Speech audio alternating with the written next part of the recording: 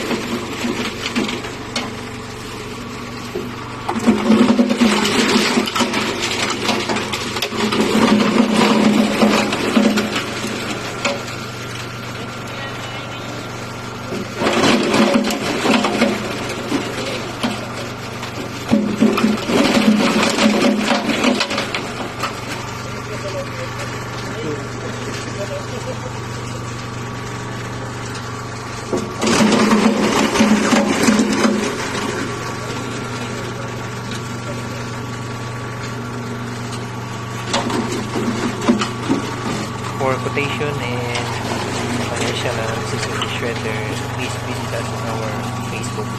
Thank you for watching.